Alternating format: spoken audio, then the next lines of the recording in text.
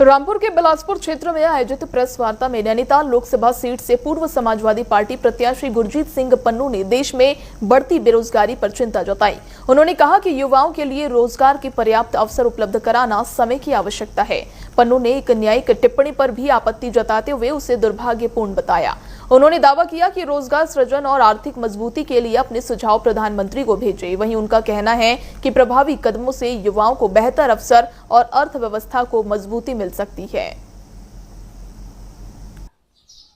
Actually corona काल में देश की अर्थव्यवस्था बहुत खराब हो गई थी। तब से हम लोग इन लोगों को लगातार भारत सरकार को और विपक्ष को और जितने भी मुख्यमंत्री थे तब के और अब के जितने भी मुख्यमंत्री हैं, कई मुख्यमंत्री चेंज हो गए, उनको हम लोग पत्र लिख रहे हैं।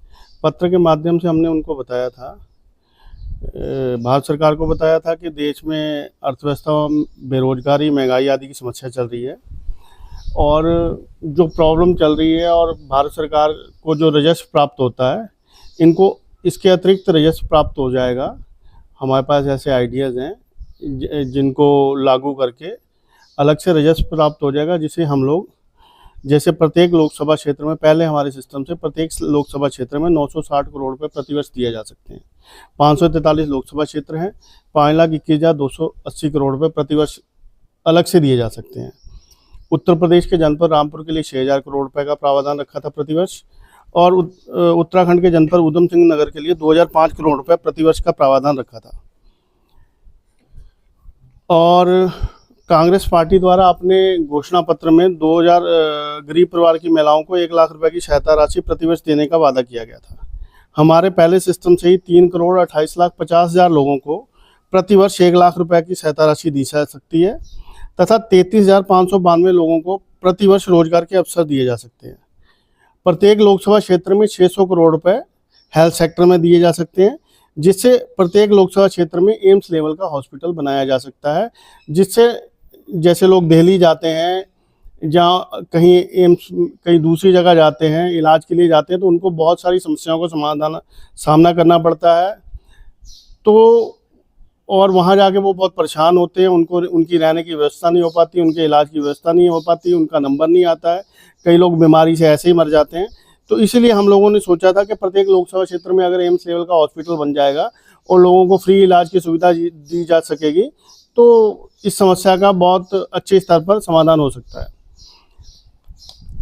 और 1500 सेकंड सिस्टम में 1500 व्यक्तियों के ऊपर प्रति व्यक्ति को रोजगार के अवसर दिए जा सकते हैं। मतलब अगर 1500 लोग हैं तो उसमें से एक आदमी को डायरेक्ट रोजगार दिया जा सकता है, जिससे भारत सरकार को अनुमानित 25 से 30 लाख रुपए राजस्व की प्राप्ति होगी, जिसको हम लोग वेलफेयर में खर्च कर सकते हैं।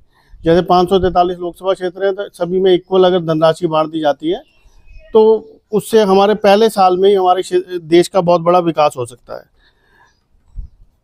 और ये जितनी भी वित्त व्यवस्था है वो अलग से होनी है। वर्तमान में जो चल रही वित्त व्यवस्था उसे प्रभावित नहीं किया जाएगा। समांतर अर्थव्यवस्था ऑब्लिक वित्त व्यवस्था उत्पन्न की जाएगी। आधारभूत सुविधाएं जैसे पक्की व चौड़ी सड़कें, 24 घंटे न्यूनतम दरों पर विद्युत आपूर्ति, पीने का पानी, जल निकासी, शिक्षा, स्वास्थ्य, सुरक्षा, रोजगार, सोशल सिक्योरिटी, पर्यावरण की शुद्धता आदि सुविधाएं सुगमतापूर्वक दी जा सकती है। मैंने पहले ही आपको बता चुका हूँ, प्रत्येक लोकसभा क्षेत्र में एम्स लेवल के हॉस्पिटल बनाए जाएंगे।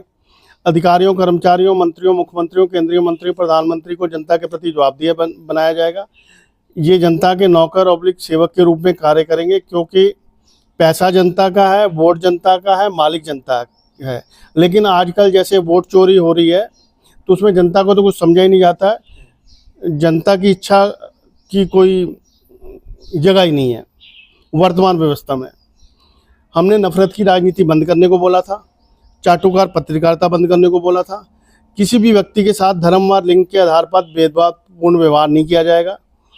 टोल टैक्स में 25% की कमी की जाए। टोल टैक्स की न्यूनतम दूरी 100 किलोमीटर की जाए। वाहन की गति सीमा 100 से 120 नॉर्मल हाईवे पे और एक्सप्रेस वे पे 100 से 150 की जाए। भारत की समस्त नदियों को जोड़ा जाए, जिससे बाढ़ व सूखे की स्थिति से निपटा जाए। और कई लाख हेक्टेयर भूमि उपजाऊ हो सकती है, जिससे हमारे देश में अन्न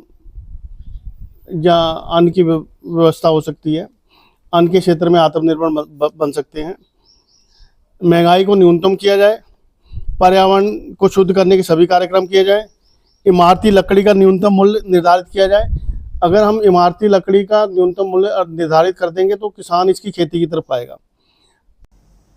ललितपुर पुलिस ने दुष्कर्म और SC/ST एक्ट के मामले में लंबे समय से फरार चल रहे आरोपी को गिरफ्तार कर बड़ी सफलता हासिल की है। मड़ावरा थाना